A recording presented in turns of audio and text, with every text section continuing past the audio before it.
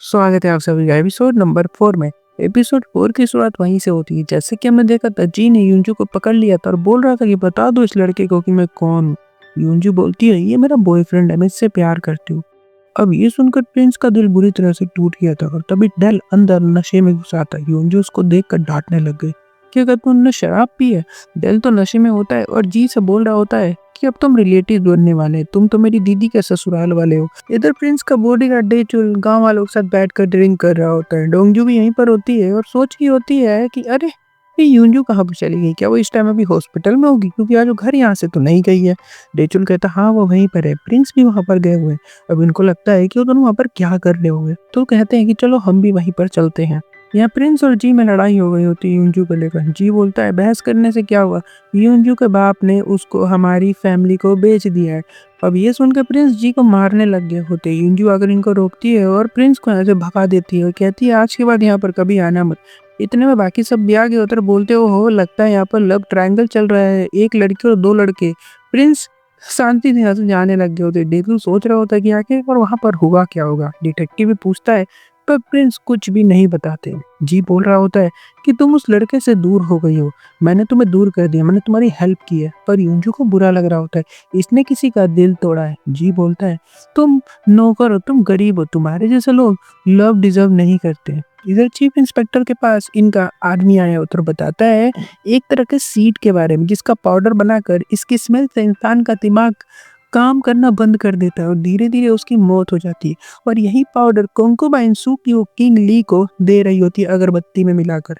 और ये powder palace में मंत्री का बेटा पहुंचाता है मंत्री के कहने पर। मतलब समझ रहे हो, मंत्री जो है किंग ली को धीरे धीरे मार रहा है कोंकोबाइन का सहारा लेकर। किंग ली यहाँ पर कमजोर हो रहे, बहुत कमजोर हो, सोचने की शक्ति इनकी बहुत कम हो गई होती है। आज मंत्री से बोलते हैं कि चीफ इंस्पेक्टर की पोजीशन खाली हो गई है तो तुम अपने दोस्त मिनसिक से बात करो और उसको यहाँ पर लाकर पद पे रख दो। मंत्री डर चुका होता है, स्योंजे से बताता है सब कुछ। स्योंजे बोलता है कि मिनसिक अगर यहाँ पर आया तो तुम और मैं दोनों मुसीबत में आ जाएंगे क्योंकि वो एक सच्चा आदमी और सच्चाई का साथ देता है, इसीलिए उसको मार देता हूँ मैं। मंत्री बोलता नहीं नहीं नहीं नहीं, मेरा दोस्त है, उसको मारना नहीं है, उसका दूसरा इलाज है मेरे पास। और फिर उसको मिलने जाता है और किंग की बात को सामने रखता है कि चीफ इंस्पेक्टर की जगह खाली और किंग चाहते कि तुम उसकी जगह ले लो।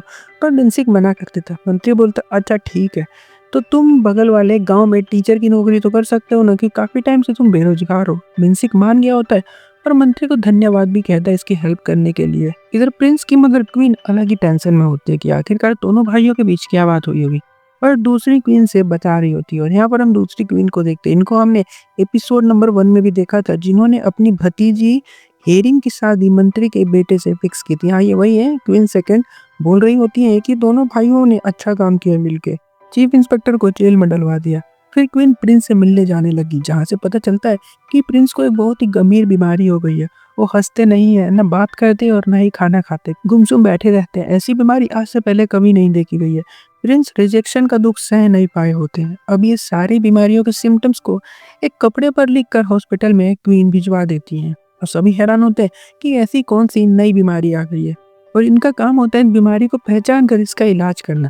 पर यूंजू ने जब ये सिम्टम्स देखे तो वो समझ गई ये कौन सी बीमारी होती है। हाँ ये वैसी बीमारी आजकल हर दूसरे इंसान को होती है, डिप्रेशन हो गया होता है किंग को। उस टाइम इसके बारे में ज्यादा लोगों को पता नहीं था। यूंजू फिर प्रिंस को याद कर रही होती है कि खामखा मैंने उस लड़के का दिल दुखा दिया।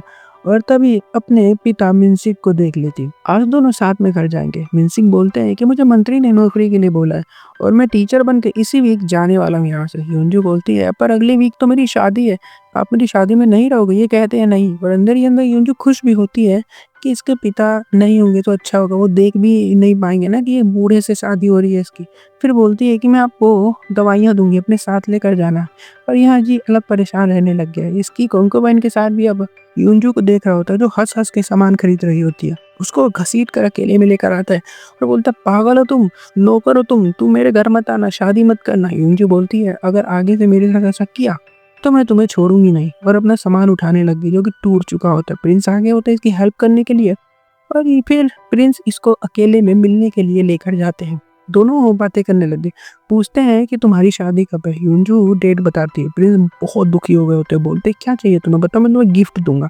और तुम उस लड़के से शादी क्यों कर रही हो? मैं जानता हूँ कि तुम मुझसे प्यार नहीं करती हो, एक नंबर का हरामी लड़का है और प्यार करती है अगर तुम मेरे से, तुमने मुझे उस दिन किस नहीं किया होता। यूं बताती है कि मुझे किस करने के बाद पता चला था कि मेरी शादी फिक्स हो गई है। मुझे तो समझ ही नहीं आ रहा था मैं क्या करूँ, और मैंने गलती से वो सब कर दिया था और मुझे भूल जाओ और जाओ यहाँ से, प्रिंस नहीं चाहते। फिर यूं इनको बहुत ही उल्टा सीधा बोलने लग गई होती है, जिससे इनका और दिल टूटता है और यहाँ से चले जाते हैं। यहाँ पर डल घर पे है, नशा उतर गया होता है भाई का, और यूंजू की शादी की ड्रेस देख के सोच रहा होता है कि जिस रात ये नशा कर रहा था ना जी के पार्टी में, तो जी ने इसको बताया था कि तुम्हारी बहन की शादी मेरे दादा से होने वाली है। अब दिल, जिसको इस बात से कोई फर्क नहीं पड़ती और ना ही इसको ये बात बुरी लगती, क्योंकि इसका मानना है कि यूंजू एक नौकर है और जो सर्वेंट होते हैं उनकी कोई खुद की लाइफ नहीं होती, अमीरों के लिए ही बने होते हैं। दूसरी तरफ वो दिन आ गया होता है जब मिनसिक जा रहे होते हैं दूसरे गांव एकेडमी में पढ़ाने के लिए। फैमिली भी आई होती है और इनको सब बाय करते हैं मिलके। इधर मंत्री चीफ इंस्पेक्टर से मिलने जेल में आया होता है। चीफ इंस्पेक्टर बोलता है कि तुम किंग ली को कौन से पाउडर देते हो, मैं सब जानता हूँ कि वो मरने वाले। अब ये सुनकर मंत्री डर गया होता है कि वो शिट, अब तो मैं पकड़ा जाऊंगा। यहाँ पर यूंजू के हॉस्पिटल में कुछ छोटे बच्चे आ गए होते हैं। यूंजू उनको बड़ी प्यार से दवाई लगाती है और बच्चे गरीब और भूखे थे तो उनको खाना भी देती है। तभी एक छोटा बच्चा आता है भीख मांगने के लिए, जो कि मोंक होता है एक्चुअल में, और खाना लेने के बदले में यूंजू के हाथ में एक रेड कलर का धागा बांध कर चला जाता है। फिर बाहर प्रिंस मिलते हैं और वो भी इसको कुछ देते हैं, तो उनके हाथ में भी एक नीले कलर का धागा बांध देता है। और अब होगा बवाल, देखना तुम लोग। ऐसे ही दिन बीत गए और आज यूंजू दुल्हन बनी होती है, क्योंकि आज ही इसकी शादी का दिन होता है। बेल ने अपनी मोम से बता दिया है कि इसकी शादी एक बुड्ढे से हो रही है। मोम तो शौक हो गई होती है और मना कर रही होती है कि अभी कभी शादी तोड़ दो, अभी भी देर नहीं हुई है। लेकिन यूंजू बोलती है कि अगर मैंने शादी तोड़ी तो वो लोग हमारे साथ क्या करेंगे आपको पता है ना, वो हमारा घर छीन लेंगे और हमें रोड पर लाकर फेंक देंगे। इधर जी हेरिंग के पास आया होता है। हेरिंग इसको घर में इनवाइट करती है क्योंकि तुम घर के दामाद हो तो अंदर आ सकते हो, पर जी ने कहा कि मैं तुमसे शादी नहीं करूंगा और यहाँ से चला जाता है। दुल्हन तैयार होकर घर के बाहर आती है, उसकी डोली इंतजार कर रही है, पर इसके लिए बाहर कोई सुंदर से जूते रख कर गया होता है। ये सोचने लग गई कि कौन रख सकता है। डोली वाले बताते हैं कि एक लड़का रख कर गया है यहाँ पर यूं समझ गई होती है कि ये पक्का लियोन होगा, यानी कि प्रिंस ससुराल जा रही होती है। तभी जी मिल गया और डोली को रोक कर इसको बाहर निकाल कर डोली को तोड़ने लग गया होता है। यूंजू ने इसको रोकने की कोशिश की, चिल्लाने लग गया कि कितने में बिकी हो तुम, क्यों बिकना पसंद है तुम गरीबों को। अब इसको गुस्सा तो बहुत आया, तो यूंजू को थप्पड़ भी खींच के मारती है इसको, तो सीधे भागी भागी अपने ससुराल पहुंच जाती है। हल्की बारिश भी हो रही थी और तभी खबर मिलती है कि बुढ़ऊ की मौत हो गई। हाँ, जिससे इसकी शादी होने वाली थी ना, उसकी मौत हो गई। दूसरी तरफ डिटेक्टिव चीफ इंस्पेक्टर से बात करने आया होता है। तभी देखता है कि चीफ इंस्पेक्टर को किसी ने जेल में ही मार दिया होता है और ब्लड से गिल्डोंग का नाम लिखा हुआ होता है। वैसे मैं बता दूं कि ये मर्डर गिल्डोंग ने तो नहीं किया, क्योंकि वो तो यूंजू और बाहर डोली में बैठी है। ये मर्डर पक्का मुझे लगता मंत्री नहीं करवाया हुआ, क्योंकि वही डरा पड़ा था ना अभी। वाह, अभी यूंजू को हम देखते हैं घर में सफेद कपड़ा पहन कर बैठी होती है, यानी कि उसी के जिससे इसकी शादी होने वाली थी। तभी इसकी हॉस्पिटल का एक आदमी आता है जिसको बेच दिया गया इनके घर पर एक काम करने के लिए, और बताता है कि चीफ इंस्पेक्टर तो मर गए और उन्होंने जाते जाते गिल्डोंग का नाम लिखा है, मतलब उसी ने मारा। यूंजू हैरान होती है कि मुझे कौन फंसा रही है, इसलिए रात को अपने वही ब्लैक वाले गिल्डोंग के कपड़े पहनकर निकल जाती है और चीफ इंस्पेक्टर के घर पहुंच जाती है। और देखती है तो उसकी वाइफ चिल्ला रही होती डिटेक्टिव पर कि कुछ भी करके गिल्डोंग को पकड़ कर लाओ, उसने मेरे पति को मारा है। अब ये सुनकर इंजू डर गई और भागने लगी होती, लेकिन सोल्जर्स इसके पीछे पड़ गए होते हैं। यहाँ प्रिंस आज दर्द में होते हैं क्योंकि उनकी पसंदीदा औरत की आधी शादी होती है और ये दुख एक आदमी कभी सह नहीं सकता, इसलिए बॉडीगार्ड इनके लिए शराब लेकर आया है पिलाने की। यहाँ पर इंजू भागते हुए गिर गई होती है, जिससे उसके पैर में चोट लग जाती है और एक कुएं के पास आकर बैठ जाती है और अपना मास्क निकाल कर उसी कुएं में फेंक देती है। और इसके पैर में चोट लगी, उठ तो नहीं पा रही होती है। तभी इसके रेड धागे में ग्लो होता है जो मोंक देकर गया था। यह प्रिंस का ब्लू धागा भी ग्लो करने लग गया होता है और अचानक से दोनों की सोल एक्सचेंज हो गई होती है। मतलब अब प्रिंस की बॉडी में यूंजू है और यूंजू की बॉडी में प्रिंस होते हैं, जो कि बहुत शॉकिंग होता है। दोनों हैरान है और अपना फेस देखते हैं पानी के अंदर, और इनको पता चल गया होता है कि ओ भाई, अब तो मैं उसके शरीर में घुस गया हूँ। और यहाँ पर एपिसोड 4 खत्म हो जाता है।